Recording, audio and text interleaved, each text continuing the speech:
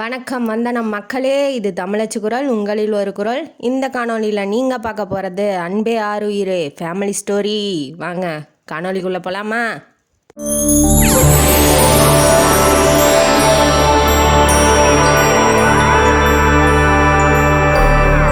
இந்த கதையோட ஆரம்பத்தில் ஷஷ்டியை நோக்க சரவண பவனார் அப்படிங்கிற ஒரு முருகன் பாட்டோட ஆரம்பிக்கிறாப்புல ஆசிரியர். நம்மளும் ஆரம்பிக்கலாம். வீட்டில் வந்து அந்த கந்த சஷ்டி கவசம் ஓடிட்டுருக்கு. உள்ள கிச்சனில் சுந்தரிங்கிறவங்க வேலை செஞ்சிட்ருக்காங்க. ஹாலில் வந்து ரகுநாத் அப்படிங்கிறவங்க பேப்பர் படிச்சுட்டு இருக்கிறாப்புல. ரகுநாத் யாருன்னா அபிநயாவோட பெரியப்பா, சுந்தரி பெரியம்மா. இப்போ பெரியப்பா கூப்பிட்றாப்புல, என்ன அபி, இன்னைக்கு தானே காலேஜ் ரீஓப்பன் ஆகுது, கிளம்புமா சீக்கிரம் அப்படின்னு சொல்லி சொல்கிறாப்புல. சுந்தரிக்கு 2 பிள்ளைங்க. ஒருத்தர் பேர் வந்து சங்கர், இன்னொருத்தர் பேர் அவர் எம்பிஏ முடிச்சிருக்காரு. இன்னொருத்தங்க பேர் பொண்ணு, அவங்க வந்து பிஎஸ்சி இப்போ தான் பண்ணிகிட்ருக்காங்க. அவங்களும் காலேஜ் கிளம்புறதுக்கு ரெடியாக வராங்க. அவங்க பேர் ஸ்ரீநிதி. இப்போ ஸ்ரீநிதி வந்து அபிநயாட்ட போய், நீங்கள் ரொம்ப அழகாக இருக்கீங்க, ரொம்ப இன்றைக்கி மேக்கப்லாம் ரொம்ப அதிகமாக இருக்க மாதிரி இருக்கே, யாரையாவது கவர் பண்ண போறியா அப்படின்னு சொல்லிட்டு எப்போதான் அக்கா தங்கச்சி சாதாரணமாக பேசிக்குவாங்க இல்லையா, அந்த மாதிரி பேசுகிறாங்க. இப்போ அபி வந்து பரபரன்னு ஏதோ ஒன்று தேடிக்கிட்டு இருக்கா. என்ன தேடுறேன்னு ஸ்ரீநிதி கேட்கும்போது, நான் வந்து புக்கு ஒன்று காணோம், அதை தான் தேடிட்டு இருக்கேன் அப்படின்னு சொல்லிட்டு இருக்கிறத சங்கர் வந்து கேட்டுறாப்புல. சங்கர் என்ன சொல்கிறாரு, ஸ்ரீநிதி நீ ஹெல்ப் பண்ணு, நான் போய் அம்மாட்ட கேட்டு வரேன் அப்படின்னு சொல்கிறாரு. சொல்லிட்டு போய் கேட்கும் போது அவங்க அம்மா வந்து கத்துறாங்க, எனக்கு இதுதான் வேலையா, உங்களுக்கு வடித்து கொட்டுறது போதாதா, இது வேறு புக்கு வேறு நான் உங்களுக்கு தொலை வைக்கணுமா, உங்கள் வேலையை நீங்கள் கூட பார்த்துக்க மாட்டிங்களா, வச்சத்தாவில் ஒரு பொருளை வைக்க தெரியாதா அப்படின்னு சொல்லி அவங்க சொந்த கதை சோக கதை எல்லாத்தையும் இழுத்து அன்றைக்கி பேசுகிறாங்க. அப்புறம் எல்லோரும் சாப்பிட்டுட்டு இப்போ காலேஜுக்கு கிளம்ப போகிறாங்க. ஸ்ரீநிதி என்ன சொல்கிறா, நான் வந்து கார் ஓட்டுறேன், நீ எங்கள் கூட வா அப்படின்னு சொல்லி, என் கூட வா அப்படின்னு சொல்லி கூப்பிட்றா. வேணாமா வேணாம், அந்த விஷப்பரிச்சை எனக்கு வேணாம், நீ ஓட்டுறது எனக்கு நல்லா தெரியும், நானே போய்க்கிறேன் தனியாக அப்படின்னு சொல்லி அபி சொல்கிறா. என்னை நம்பி நீ வரமாட்டியா அப்படின்னு வலுக்கட்டாயமாக கூட்டிகிட்டு போகிறா. போகிறதுக்கு முன்னாடி அபி வந்து ரெட் கலர் டேப்பில் எல்லுன்னு போட்டு விட்டுறா. சரின்னு வண்டி ஓட்டிகிட்டு ஸ்ரீநிதி வந்து முதல்ல காலேஜில் போய் இறங்கிக்கிறா. இறங்கினோடனே சரி நல்லா தான் ஓட்டினேன், இதே மாதிரியே மெயின்டைன் பண்ணிக்கோ அப்படின்னு சொல்லிட்டு அபி வந்து காரை எடுத்துக்கிட்டு போகிறா. போயிட்டே இருக்கும்போது ஒரு சேரியில் பசங்களாம் விளையாடிட்டு இருப்பாங்க இல்லையா, ரோட்டில் தான், அந்த மாதிரி இடம் வருது. போகிற வழி தான் அது. அதனால் அந்த பக்கம் போகும்போது எப்போவுமே ஸ்லோவாக போவா. ஸ்லோவாக போகிறத தெரிஞ்சுமே ஒரு பையன் வந்து காருக்கு முன்னாடி வந்து விழுந்துடுறான். வர்றதுக்கு முன்னாடியே நிறுத்திட்டா. இருந்தாலும் அந்த வடிவேலு காமெடி மாதிரி செட் பண்ணி அமைச்சிருப்பாங்களா என்னன்னு தெரில, அந்த பையன் வந்து கரெக்டாக விழுந்துடுறான். அடியெலாம் பல்ல. ஆனால் இவ என்னன்னா அடிபட்டிருக்குமோ அப்படின்னு சொல்லி இறங்கி பார்க்குறா. பார்த்தோன்னே இறங்கினோன்னே எல்லாம் கும்பலாக வந்து அவளை வந்து அரெஸ்ட் பண்ணுறாங்க. என்ன சொல்கிற, நீ தானே அடிச்சிருக்க, ஒழுங்காக வந்து பணத்தை கொடுத்துரு, என்ன செலவாகும் தெரியுமா என் பையனுக்குன்னு அவங்க அம்மா சத்தம் போட்டு கத்துது. எல்லாம் கூடி அவளை வந்து ஹியூமிலேட் பண்ணுற மாதிரி எல்லாம் பேசவும் அவள் பயந்துக்கிட்டா. முதல்ல அந்த பையனை தூக்குங்க, வாங்க ஹாஸ்பிட்டலுக்காவது போகலாம் அப்படின் போது, நீ ஹாஸ்பிட்டலுக்கு கூட்டிகிட்டு போவ, நீ எந்த ஹாஸ்பிட்டலுக்கு போவியோ, என் பையன் உயிர் போயிடுச்சுன்னா யார் பாப்பா, ஒழுங்காக பணத்தை கொடுன்னு அந்த பணத்துலேயே தான் அவங்க குறியாக இருக்காங்க. பார்த்தா இவங்க செட் பண்ணதாக இருக்குமோ தெரியலையே. உடனே ஒரு ஆள் நல்லா வாட்ட சாட்டமாக ஹீரோ மாதிரி இருக்காப்புல. அவர் வந்து ஹாஸ்பிட்டலுக்கு தான் கூப்பிட்றாங்களே, அனுப்பிச்சி விட வேண்டியதானே அப்படின்னு சொல்லி சத்தம் போடவும் எல்லாம் அமைதியாகிடுறாங்க அவரை பார்த்த உடனே. அதுக்கப்புறம் அந்த பையனை கூப்பிட்டு, என்னப்பாச்சு, அடிபட்டுருச்சா, வாப்பா நான் கூட்டிகிட்டு போகிறேன்னு வாட்டி, அதெல்லாம் ஒன்றும் இல்லை சார், எங்கள் அம்மாவும் அப்பாவும் விழுவ சொன்னாங்க, நான் விழுந்துட்டேன் சார் அப்படின்னு. அதுக்கப்புறம் தான் நமக்கு தெரியுது இது உண்மையிலே செட் பண்ணி அந்த பையனை விழுக வச்சுருக்காங்க. எப்படிலாம் பாரு குழந்தைங்கள யூஸ் பண்ணுறாங்கன்னு. இந்த மாதிரிலாம் இருந்தால் பார்த்தாவே கோபம் வருது. சரி அப்படின்னு சொல்லிட்டு, சரி நீ போடா அப்படின்னு சொல்லி அமுச்சு விட்டு அந்த அம்மா அபிநயாவை கூப்பிட்டு, நீங்கள் ஓவர் ஸ்பீடாக வர்றீங்க, கொஞ்சம் கம்மி பண்ணி வாங்க அப்படின்னு சொல்லி அவர் சொல்கிறாப்புல. இல்லைங்க, நான் இந்த இடத்துக்கு வந்தாவே இல்லை சார், நான் இந்த இடத்துக்கு வந்தாவே கம்மியாக தான் வருவேன், இன்றைக்கின்னு பார்த்தா இப்படி ஆயிடுச்சு அப்படின்னு சொல்லி அவங்களும் சொல்கிறாங்க. எனக்கு காலேஜுக்கு டைம் ஆயிடுச்சு சார், நான் போகலாமா அப்படின்னு அபி கேட்குறாங்க. சரி நீங்கள் போயிட்டு வாங்க நான் பார்த்துக்கிறேன் அப்படின்னு சொல்லி அவரும் விட்டுடுறாரு. அப்போ ஒரு தேங்க்ஸ் கூட சொல்லலையே அப்படின்னு சொல்லி வீட்டுக்கு வந்து தான் யோசிச்சு பார்க்குறாங்க. இவர் இந்த சார் வந்து நடந்து வந்துக்கிட்டே யாரை பற்றி யோசிக்கிறாருன்னா அவர் தங்கச்சியை பற்றி யோசிக்கிறார். வீட்டுக்கு அவரும் டியூட்டிலாம் முடிஞ்சிடுச்சு, வீட்டுக்கு போகிறப்ப அவர் தங்கச்சியை பற்றி யோசிக்கிறாப்புல. என்னன்னா அவள் எல்லாத்துலேயும் நல்ல மார்க் எடுத்திருக்கா, நல்ல காலேஜில் இன்ஜினியரிங் காலேஜில் அட்மிஷன் கிடச்சிருக்கு.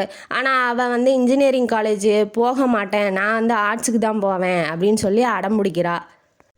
தங்கச்சி அடம்பிடிக்கிறா. ஏன்னா அவள் இப்போ போகிற இன்ஜினியரிங் காலேஜ் அவளுக்கு பிடிக்கல, ஆர்ட்ஸ் காலேஜில் படிக்கணும்னு அவள் ஆசைப்பட்றா.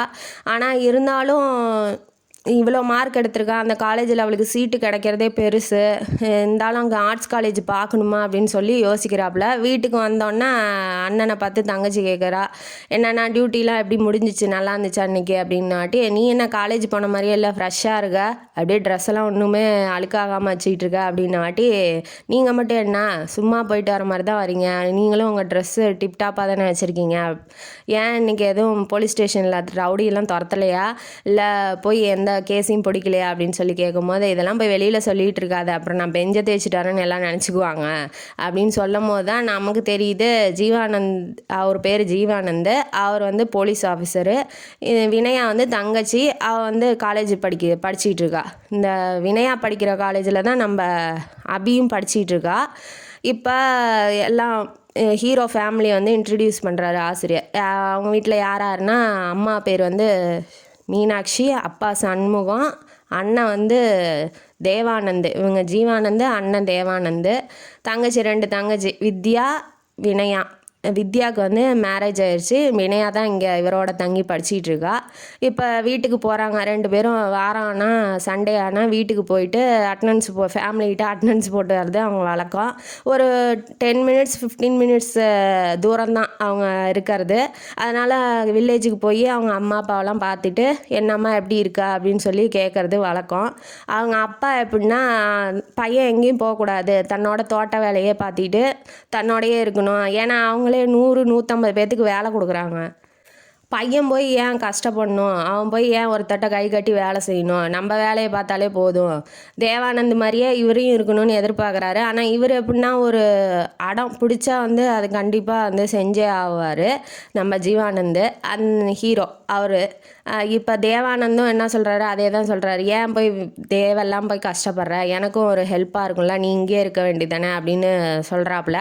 இதெல்லாம் அவர் சரின்னு பேசாமல் இருந்துக்கிறாரு. ஆனால் எந்த பதிலும் பேசலை.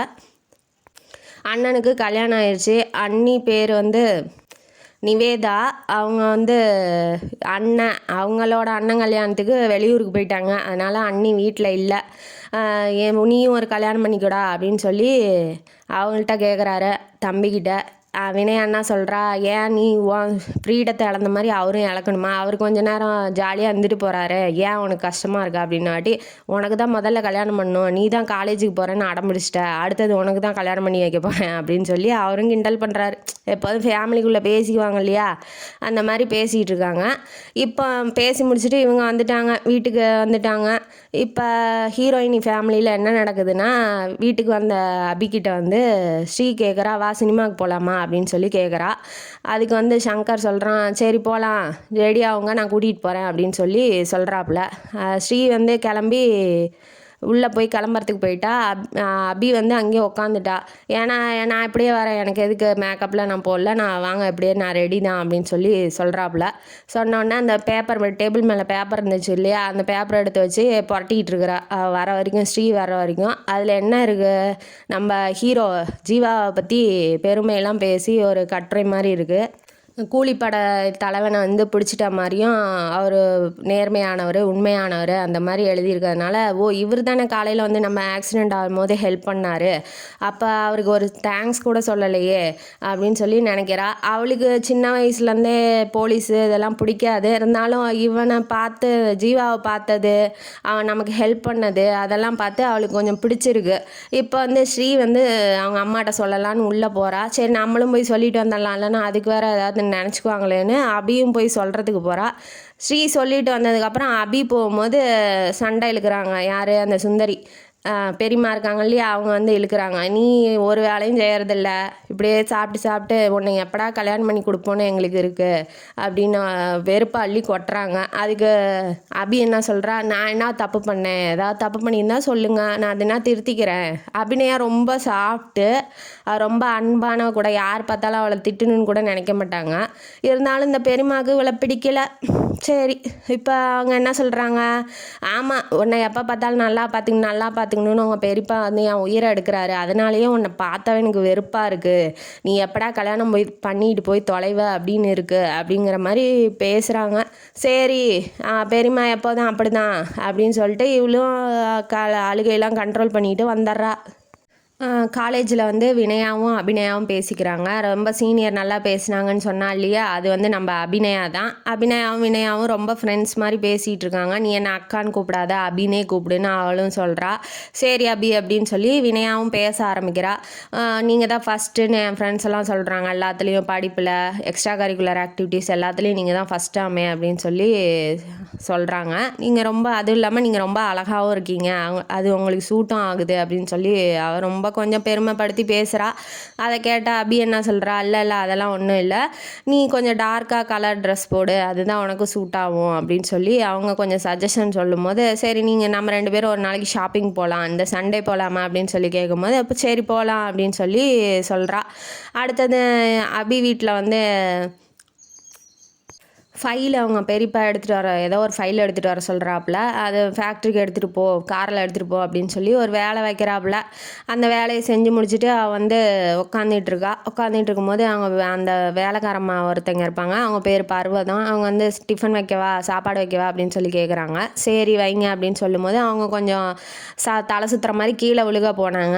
அதை பார்த்துட்டு அவள் அபி என்ன பண்ணுறா, சேர் அங்கே டைனிங் டேபிள் இருக்கும் இல்லையா, அந்த சேர் மேலே அவங்கள உட்கார வச்சோன்னா இதை பார்த்து அவங்க சுந்தரி என்ன பண்ணிட்டா, அவங்க பெரியம்மா வந்தோன்னா காட்டு கத்துறா, யார் நீ வேலைக்காரி, எப்படி டைனிங் டேபிள் மேலே நீ எப்படி உக்காரலாம், உனக்கு எவ்வளோ தைரியம் இருக்கும், நீ வேலை செஞ்சுட்டு என்கிட்ட கை நீட்டி சம்பளம் வாங்கினா உனக்கு இவ்வளோ திமுறாயிருச்சா, அதாவது கை நீட்டி சம்பளம் வாங்கினா அவங்களாம் மனுஷங்களே இல்லை அப்படிங்கிற மாதிரி அவள் பேசுகிறத கேட்டுட்டு இவளுக்கும் கோபம் வருது.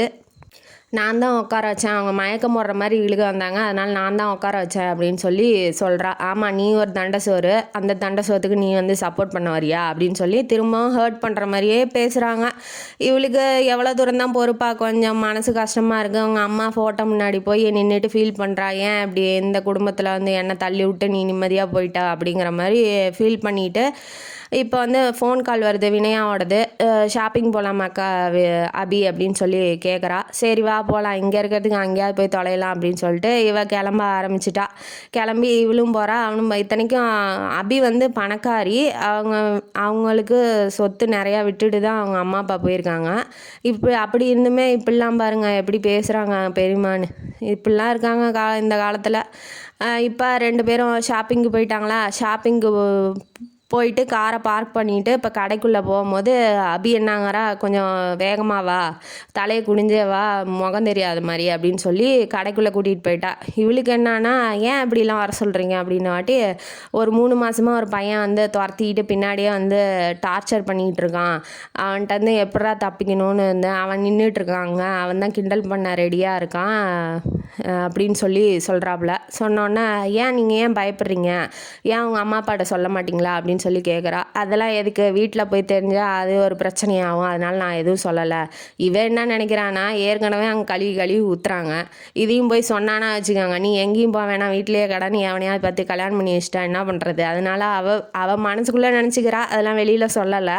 சரின்னு ஒரு லேட்டாகவே கிளம்பலாம், அவங்களாம் போய் தொலையிட்டோம், அதுக்கப்புறம் நம்ம போய்க்கலாம் அப்படின்னு சொல்லி இவ வந்து ஷாப்பிங் ஒரு 2-3 மணி நேரம் பண்ணிவிட்டு இப்போ வெளியில் வராங்க. வரும்போது தான் கார் எடுக்கும் போது கரெக்டாக அவனுங்க வந்துட்டானுங்க. அவன் வந்து காரை ஓட்டவே விட மாட்டேங்கிறான், காருக்கு முன்னாடி வந்து நின்று தகராறு பண்ணிகிட்டு இருக்கான். என்ன 3 மாதமாக பின்னாடியே அலைஞ்சிக்கிட்டு இருக்கேன், நீ ஒன்றும் பதில் சொல்லாமல் அந்த காரை விட்டு நீ எங்கேயும் போக முடியாது. இப்போ இவ தனியாக வந்திருந்தாலும் பரவாயில்ல, அந்த பொண்ணும் கூட இருக்கா இல்லையா வினயா, அவளும் இருக்கிறதுனால இவ ரொம்ப சங்கடப்படுறா. ஐயோ என்னால் உனக்கு பிரச்சனை ஆயிடுச்சு, என்ன பண்ணுறது, போலீஸை கூப்பிட்டுடலாமா அப்படின்னு சொல்லி கேட்குறா. அதுக்குள்ளே வினயா வந்து அண்ணனுக்கு ஃபோன் பண்ணிட்டா. ஃபோன் பண்ணி இந்த மாதிரி மெசேஜ் பண்ணிட்டா, இந்த மாதிரி வந்து ரேகிங் பண்ணி வம்பிழுத்துட்டு இருக்காங்க, வந்து என்னன்னு கேளு அப்படின்னு சொல்லி பிளேஸையும் போட்டு விட்டா. அதுக்குள்ளே இவனுங்க காரை எடுத்துக்கிட்டு போகலான்னா காரையும் விட மாட்டேங்கிறானுங்க, தொடர்ந்து வம்பிழுத்துக்கிட்டே இருக்கிறானுங்க. நான் ஃபோன் பண்ணிடுறேன் போலீஸுக்கு அப்படின்னு சொல்லி அபி ஃபோன் எடுக்கும்போது கரெக்டாக என்ட்ரி கொடுக்குறாப்புல நம்ம ஹீரோ ஜீவா. அவரை பார்த்தோன்னா டே போலீஸ்டான்னு எல்லாம் தெரிக்க, அவனுக்கு கூட ஒரு 3-4 பேர் இருக்காங்க இல்லையா, அவங்க எல்லாம் தெரிஞ்சு ஓடிட்டானுங்க. இப்போ மெயின் ஆள் அவனை பிடிச்சிக்கிட்டான். சார் நான் யாருன்னு தெரியுமா, நான் யாரோட பையன் தெரியுமா, நீ எந்த கொம்பனா இருந்தால் எனக்கு என்னடா, வாடா ஜீப்பில் ஏறுறான்னு சொல்லி கெத்து காமிக்கிறாரு நம்ம ஜீவா. யார் அபி முன்னாடி. அபிக்கும் பார்த்தோன்னே பிடிச்சிருக்கு. சரி இவர் நமக்காக வந்து இவ்வளோ போலீஸாக இருந்து இவ்வளோ கரெக்டாக வேலை செய்கிறாப்புலையே அப்படின்னு சொல்லி அவருக்கும் கொஞ்சம் கொஞ்சமாக ஜீவாவை பிடிக்க ஆரம்பிக்குது.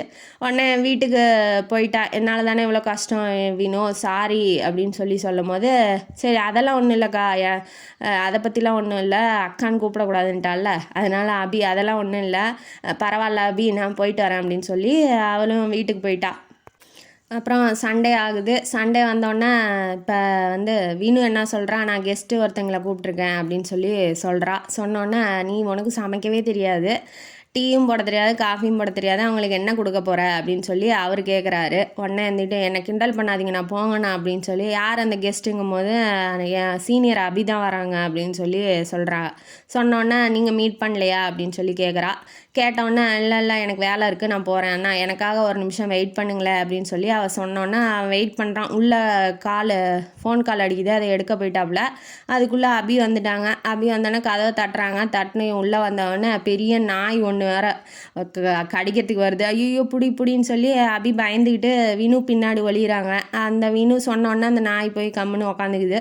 அப்புறம் உள்ளே கூட்டிகிட்டு போகிறாங்க. போனோடனே நம்ம ஹீரோவும் ஃபோன் பேசிட்டு வெளியில் வராரு ஜீவா. வெளியில் வந்தோன்னா நீங்கள் என்ன இந்த வீட்டில் பண்ணுறீங்க அப்படின்னு வாட்டி வினு வந்து சொல்லியிருக்க மாட்டா யாருக்கிட்ட, அவர் தான் என் அண்ணன்னு சொல்லியிருக்க மாட்டா. இந்த போலீஸ் விஷயத்தெல்லாம் ரிலேஷன்லாம் கொண்டு வரக்கூடாது அப்படின்னு சொல்லி அவங்க அண்ணன் ஸ்ட்ரிக்டாக இருந்ததுனால அதை பற்றி எதுவும் சொல்லியிருக்க மாட்டா. இப்போ வந்து மீட் பண்ணுறதுனால அவளுக்கு கொஞ்சம் சர்ப்ரைஸ் ஆகிட்டா அபிக்கு.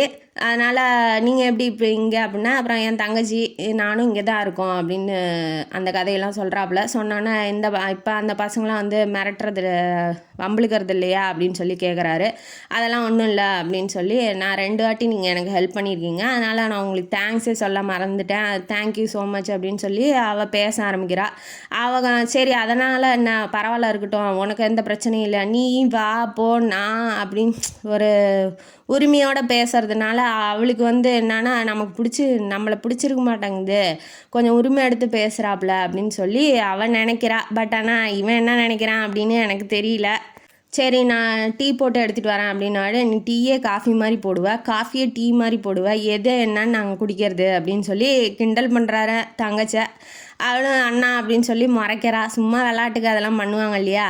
இப்போ வந்து அவங்க வீட்டுக்கு போகிற டைம்ங்கிறதுனால அபியும் கூட்டிகிட்டு போய் ஃபேமிலியெல்லாம் இன்ட்ரடியூஸ் பண்ணலாம் அப்படின்னு வினு ரொம்ப ஆசைப்பட்றா. அதனால் இவர் ஜீவா வந்து கூட்டிகிட்டு போகிறாப்புல. அப்புறம் ஃபேமிலியில் இருக்கிறவங்களாம் ஒருத்தருக்கு ஒருத்தர் பார்த்துக்கிறாங்க. வித்யாவும் வந்திருக்கா. அவள்கிட்டையும் கிண்டல் பண்ணுறாரு நம்ம ஜீவா, என்ன எப்போ பார்த்தாலும் நான் பார்க்குறப்பெல்லாம் இங்கே இருக்கா, உங்கள் வீட்டில் வேலையே இல்லையா உனக்கு அப்படின்னு சொல்லி கிண்டல் பண்ணுறாப்புல. பாருங்கள் கிண்டல் பண்ணுறாங்கன்னு அவங்களும் பேசுகிறாங்க. ஒருத்தருக்கு ஒருத்தர் நல்லா ஜாலியாக பேசிக்கிறது, கலகலான்னு இருக்கிறது, ஃபேமிலின்னு எப்படி இருக்குமோ அப்படி இருக்கிறாங்க. அதை அவள் முறையாக பார்க்குறா. அதெல்லாம் பார்த்து அவளுக்கு ரொம்ப பிடிச்சிருக்கு. ஜீவாவோட அம்மா மீனாட்சி இருக்காங்க இல்லையா, அவங்க வந்து நீ ரொம்ப அழகாக இருக்கம்மா, எல்லாத்துலேயும் ஃபஸ்ட்டு வரியாமே என் பொண்ணு சொன்னா அப்படின்னு சொல்லும் போது அவங்க பாராட்டும் போது அவளுக்கு எப்படி இருக்குன்னா, தான் அம்மா பாராட்டுற மாதிரி ஒரு அம்மாவோட அன்பு இருக்கும் இல்லையா. அவள் அம்மா பார்த்ததும் இல்லை, அந்த பெருமாவும் கழுவி ஊற்றுது. அவளுக்கு அம்மா பார்த்த நினப்பு வர்றதுனால அவளுக்கு அவங்க அம்மா ஜீவாவோட அம்மாவை ரொம்ப பிடிச்சிருக்கு. ரொம்ப ஃபேமிலியாக ரொம்ப ஃபீல் பண்ணுறா.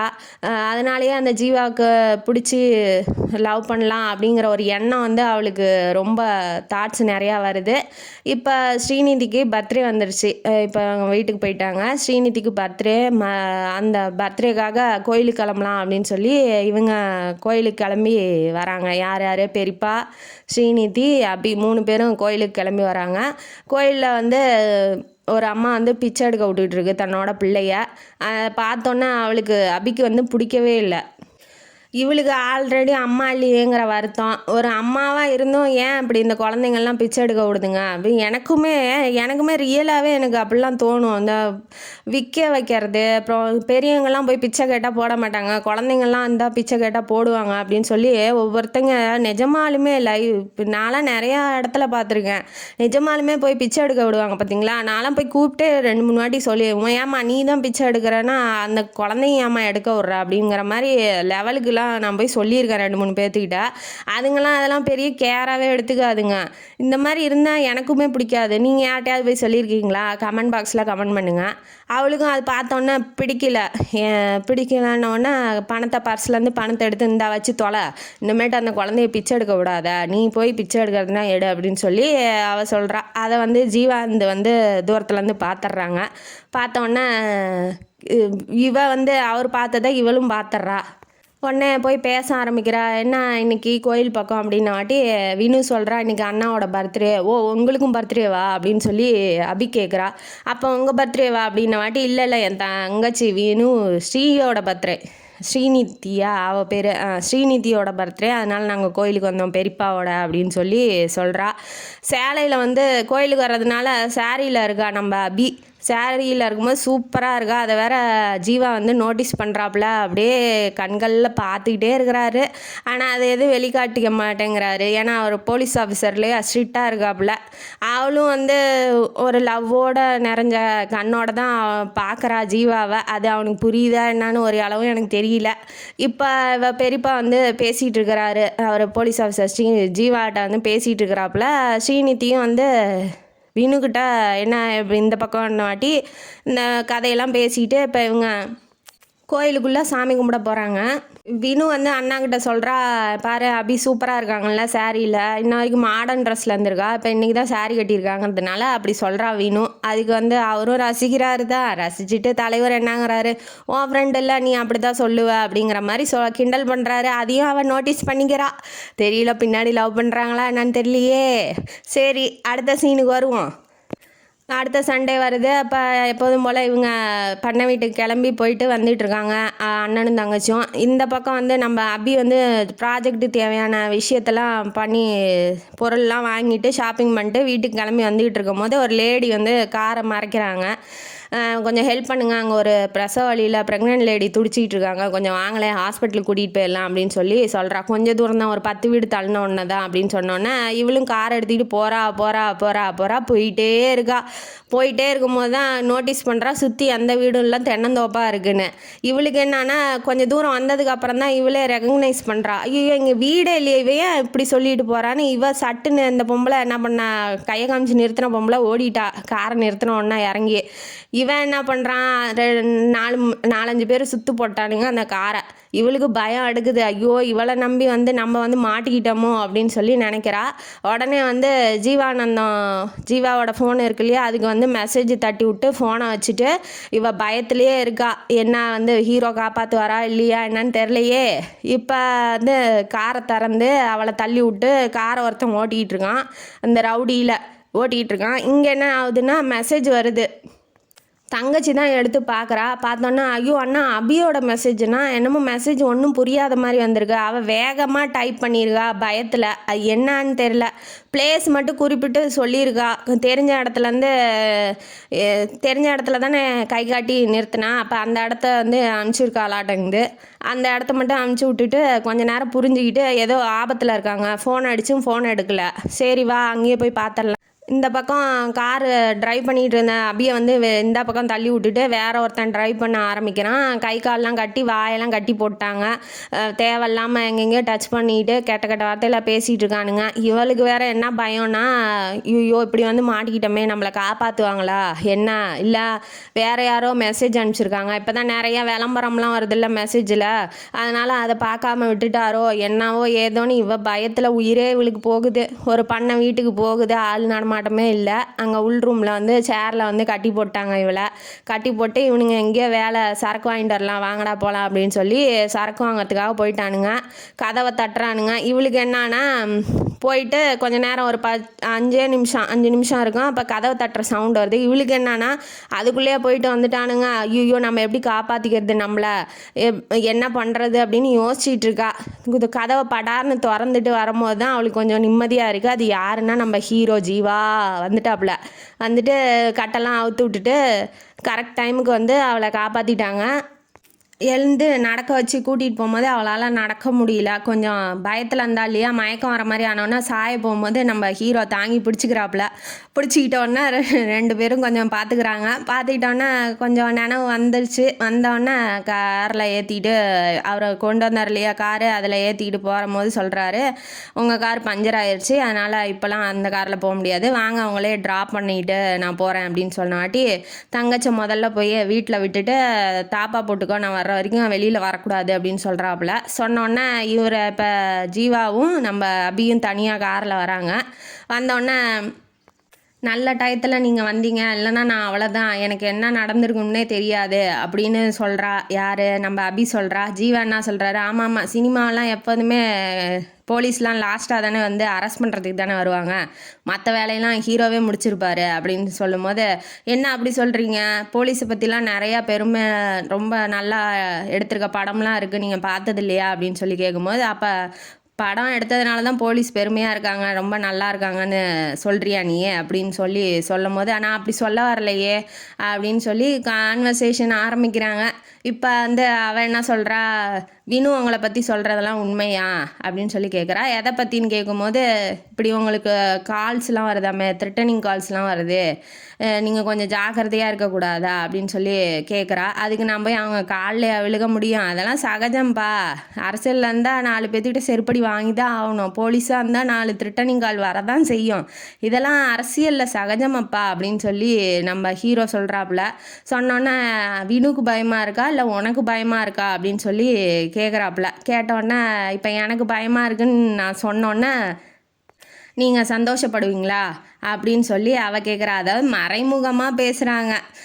இப்போ நான் உங்களுக்காக கவலைப்படுறேன்னு நீங்கள் தெரிஞ்சுக்கிட்டிங்கன்னா நீங்கள் சந்தோஷமாக இருப்பீங்களா அப்படின்னு சொல்லி இவ கேட்குறா. அதுக்கு அவன் என்ன சொல்கிறான், நீ வந்து சின்ன பொண்ணு, உனக்கு இதெல்லாம் புரியாது, இது வாலிப வயசு, அது அப்படி தான் இருக்கும், அதனால் தேவையில்லாத திங்கிங்லாம் நீ பண்ணிகிட்டு இருக்காத, நீ கொஞ்சம் இப்போ பதட்டமாக இருக்க, அதனால் அப்படி பேசிகிட்டு இருக்கா, வீட்டுக்கு போய் சாப்பிடு, தூங்கு, நல்லா எந்திரிச்சு வா, அதாவது நம்ம சூர்யா சொல்கிற மாதிரி உன் கால் தரையில் நிற்கல அப்படிங்கிற மாதிரி அவர் சொல்கிறாப்புல.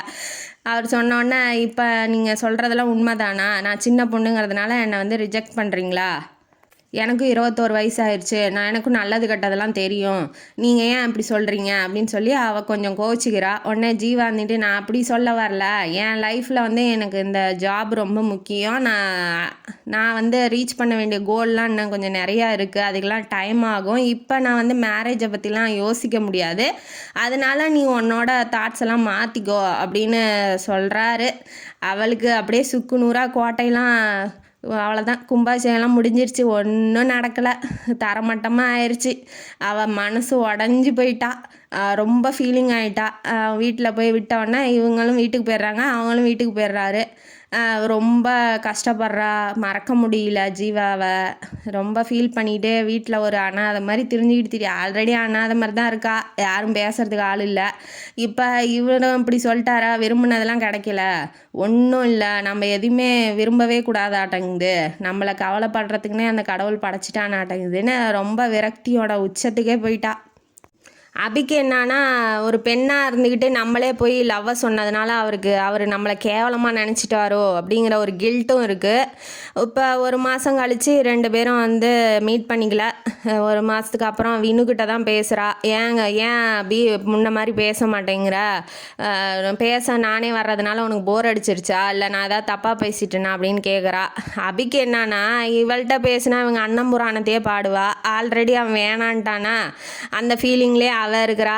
எதுக்கு போய் பேசிக்கிட்டு அப்புறம் அவன் நினப்பு வரும், தேவையில்ல அது அப்படின்னு மனசில் நினச்சிக்கிட்டு, இல்லை இல்லை என் ஃப்ரெண்ட்ஸ் வந்து முன்னாடியே வந்துடுறதுனால நான் கிளாஸுக்கு போயிடுறேன், வேறு ஒன்றும் இல்லை அப்படின்னு சொல்லி அவள் மழுப்புனோன்னே சரி வா நாம் இந்த வாரம் வீட்டுக்கு போகலாம், பண்ண வீட்டுக்கு அப்படின்னு சொல்லி கூப்பிட்றா. இல்லை இல்லை பார்க்குறேன், என்னால் வர முடியுமான்னு தெரில, எனக்கு ப்ராஜெக்ட் விஷயமும் இருக்குது, அதனால் வர முடியுமா என்னன்னு தெரில அப்படின்னு சொல்லி இவ சொல்கிறா. ஸ்ரீ வந்து வீட்டுக்கு போனால் ஸ்ரீயோட தொல்லை அதுக்கு மேலே, வா போகலாம், அவளுக்கு தப்பாக நினச்சிட்டா என்ன பண்ணுறது, வா போகலான்னு இவ வேற டார்ச்சர் பண்ணுறா.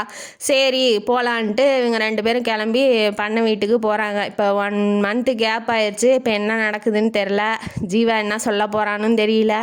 இவ போய் வேண்டாம் இருப்பா உட்காந்துட்டு இருக்கா. முன்னாடிலாம் வந்தால் ஃபேமிலி மாதிரி நினச்சா, அப்போ வந்து லவ் சக்ஸஸ் ஆயிருன்னு நினச்சிக்கிட்டு எல்லாத்தையும் ரொம்ப ரசிச்சுக்கிட்டு இருந்தா. இப்போலாம் வந்து எப்படா போவோம், வீட்டுக்கு போவோம் அப்படிங்கிற மாதிரி வேண்டாம் இருப்பா உட்காந்துட்டு இருக்கா. இப்போ நான் கிளம்புறேன், நீ வேணா இருந்துட்டு வா, லஞ்செலாம் என்னால் சாப்பிட முடியாது, நான் கிளம்புறேன் அப்படின்னு சொல்லி சொல்கிறா. யார்? அபி. இல்லை இல்லை இருந்து சாப்பிட்டு தான் போகணுன்னு மீனாட்சி அம்மா வந்து சொல்கிறாங்க. சரி என்ன பண்ணுறதுன்னு எந்திரிச்சு கிளம்ப போகும்போது நம்ம ஹீரோ என்ட்ரி ஆகிறாரு. என்ட்ரி ஆனோடனே கெஸ்ட்டுக்கெலாம் ஏன் கிளம்புறீங்க, சாப்பிட்லையா அப்படின்னு சொல்லி கேட்குறாப்புல.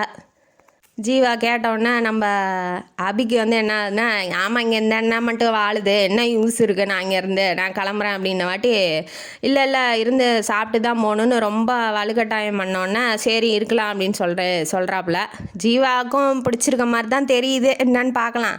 இப்போ வித்யா வந்து என்ன சொல்கிறா, வாங்க சுற்றி பார்த்துட்டு வரலாம், நீ போகக்கூடாதுமா அப்படின்னு சொல்லி மீனாட்சி சொல்கிறாங்க. ஏன்னா வந்து அவள் ப்ரெக்னெண்ட்டாக இருக்கா, அதனால் அங்கிட்டு இங்கிட்டு போக வேணாம், நீ வீட்டிலே இரு அப்படின்னு சொல்லி குட் நியூஸ் சொல்கிறாங்க. சொன்னோன்னே சரி வாண்ணா எங்களை கூட்டிகிட்டு போய் தோட்டத்தெல்லாம் காமிச்சு விட அப்படின்னு சொல்லி ஸ்ரீயும் பார்த்ததில்ல, அவளையும் ஸ்ரீயும் அபியும் வந்திருக்காங்க இல்லையா, அதனால் காமிக்கலாம் வாண்ணா அப்படின்னு சொல்லி கூப்பிடும்போது சரி அதனால் என்ன வா காமிச்சிட்டு வரலாம் அப்படின்னு சொல்லி சொல்லும் போது தான் கொஞ்சம் நம்ம அபி முகத்தில் கொஞ்சம் சிரிப்பு வருது. சரின்னு கிளம்புறாங்க. 3 பேரும் கிளம்பி போகிறாங்க. தோட்டத்துக்கு போகும்போது ஜீவாவை பார்த்து எல்லாரும் வந்து ரொம்ப மரியாதையாக பேசும்போதும், ஏன் நீங்கள் அடிக்கடி வர்றதில்ல அப்படின்னு கேட்கும் போதும் அவர் மேலே இருந்த மதிப்பும் காதலும் இன்னும் கொஞ்சம் அதிகமாகுது. அவளுக்கு கம்மியாக மாட்டேங்குது. என்னடா பண்ணுறது, மெல்லவும் முடியல முழுங்கவும் முடியலன்னு அந்த ஸ்டேஜில் அவள் இருக்கிறா. சரின்னு ஒரு இளநி வெட்டி கொடுக்குறாங்க. ஒரு தென்னந்தோப்பில் போய் உட்காந்துட்டு இளநி குடிச்சிட்டு இருக்காங்க. குடிச்சிட்டு இருக்கும்போது இவங்க 2 பேரும் யார், ஸ்ரீயும் வினுவும் தோட்டத்தை சுற்றி பார்க்க போயிட்டாங்க. இப்போ அந்த இளநி வெட்டுறவன் வேறு சும்மா இல்லாமல் அவன் என்ன சொல்கிறான், மகாலட்சுமி மாதிரி இருக்கம்மா, இந்த ஐயா இந்த மாதிரி ஒரு மகாலட்சுமியை பார்த்து கல்யாணம் பண்ணிக்கோங்க ஐயா அப்படின்னு சொல்லி அவன் வேற உசுப்பேற்றி விட்றான். இவளுக்கு வேற அந்த இளநி குடிக்க தெரியலையா, மேலெல்லாம் கீழே வாயெல்லாம் வலிஞ்சிக்கிட்டு இருக்கு. உடனே இருந்துக்கிட்டு ஸ்ட்ரா எடுத்துகிட்டு வரேன்னு அவன் இளநி வெட்டுறவன் போயிட்டான். வாட்டி ஜீவா என்ன சொல்கிறாப்புல, நான் வேணா ஹெல்ப் பண்ணவா, உனக்கு எப்படி இளநி குடிக்கணும்னு சொல்லி தரட்டா அப்படின்னு சொல்லி லவ்வோட பேசுகிறாப்புல. அதை கேட்டோன்னே இவரா பேசுறதுன்னு அவளுக்கே ஒரே ஆச்சரியமாக இருக்குது. அதுக்கப்புறம் இவங்க 2 பேரும் வந்துட்டாங்க. வினுவும் ஸ்ரீயும் வந்தோடனே சுகன்யா வீட்டில் என்னை இறக்கி விட்டுருங்க, ஃப்ரெண்டு வினுவோட ஃப்ரெண்டு, அங்கே இறக்கி விட்ருங்கன்னா நான் கொஞ்சம் நேரம் அங்கே இருந்துட்டு வரேன் அப்படின்னு சொல்லி சொல்கிறா. 1 hour தான் டைமு, அதுக்கப்புறம் நான் வந்து பிக்கப் பண்ணிக்குவேன் அப்படின்னு சொல்லிட்டு இப்போ வினுவும் ஸ்ரீயும் அவங்க சுகன்யா வீட்டில் இறங்கிட்டாங்க. நம்ம ஹீரோயினி 2 பேர் மட்டும் காரில் போகிறாங்க. ஒரு நிலத்தடிங்கிற மாதிரி மரத்து நிழலில் வந்து இவங்க 2 பேரும் காரை பார்க் பண்ணிக்கிட்டு இப்போ பேச ஆரம்பிக்கிறாங்க. எப்படி பச்சை பசேன்னு இருக்குது, இந்த மாதிரிலாம் விட்டுட்டு எப்படி தான் சிட்டியில் போய் வாழ்கிறாங்களோன்னு அபி சொல்கிறா. என்னமோ சொல்ல வந்தால் நீ ஏன் சொல்லதை நிறுத்திட்ட அப்படின்னு சொல்லி ஜீவா கேட்குறாப்புல. அவள் என்ன சொல்ல வந்தானா, இவருக்கு ஒரு ஃபோன் கால் வந்திருக்கும். அப்போ வந்து பிளான் அது எக்ஸிக்யூட் பண்ணிடு அப்படின்னு சொல்லி இவர் சொல்லியிருப்பாப்புல. அது வந்து என்ன ஏது யார் ஃபோன் பண்ணா அப்படின்னு சொல்லி கேட்கலான்னு வந்திருப்பா. அதை வந்து நம்ம லைன் கிராஸ் பண்ண மாதிரி ஆயிரும், நமக்கு என்ன உரிமை இருக்குது அப்படின்னு சொல்லி இவ வந்து தன்னோட பேச்சை கண்ட்ரோல் பண்ணிட்டு பேசாமல் விட்டுருப்பா. அதை வந்து இப்போ இவர் கேட்குறாப்புல. கேட்டோன்னே சொல்லுமா என்னம்மா சொல்ல வந்தேன் அம்மான்னு போட்டு பேசவும் இவன் ரொம்ப ஃபீலிங் ஆகி ரொம்ப அழுகிறா. போய் காரில் போய் உக்காந்துக்கிட்டா, என்ன எதுவும் இல்லை அப்படின்னு சொல்லிட்டு காரில் போய் உக்காந்துட்டா.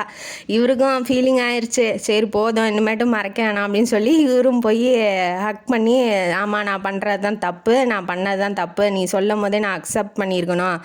எதுவுமே ஈஸியாக கிடச்சிட்டா நமக்கு வேல்யூ தெரியாது இல்லையா, நீ இந்த 1 மாதம் பேசாமல் வீட்டுக்கும் வரல, பேசாமல் இருந்தா இல்லையா, இல்லையா, அப்போ தான் வந்து என்னோடய லவ் ஃபீலிங்கே எனக்கு தெரிஞ்சிச்சு.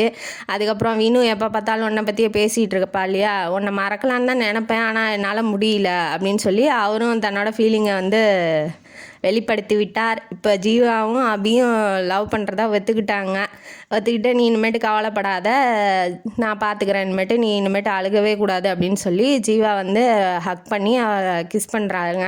இப்போ இவங்களோட லவ் வந்து சக்ஸஸ் ஆயிடுச்சு. அபிக்கும் ரொம்ப சந்தோஷமாக இருக்கா. இப்போ இதுக்கு மேலே அபியோட வாழ்க்கையில் என்ன நடக்க போகுது, கல்யாணம் நடக்குமா, லவ்வில் சக்ஸஸ் ஆகி கல்யாணம் வரைக்கும் போகுமா, இல்லை திரும்ப அவங்க பெரியம்மா ஏதாவது பண்ணுவாளா, இல்லை இவங்க வீட்டில் ஜீவா வீட்டில் என்ன பண்ண போகிறாங்க, ஒன்றும் புரியல. அடுத்த காணொலியில் அதை பற்றி பார்க்கலாம். இந்த காணொலி உங்களுக்கு பிடிச்சிருந்தா லைக் பண்ணுங்கள், ஷேர் பண்ணுங்கள், சப்ஸ்கிரைப் பண்ணுங்கள், கமெண்ட் பாக்ஸில் கமெண்ட் பண்ணுங்கள். நன்றி மக்களே.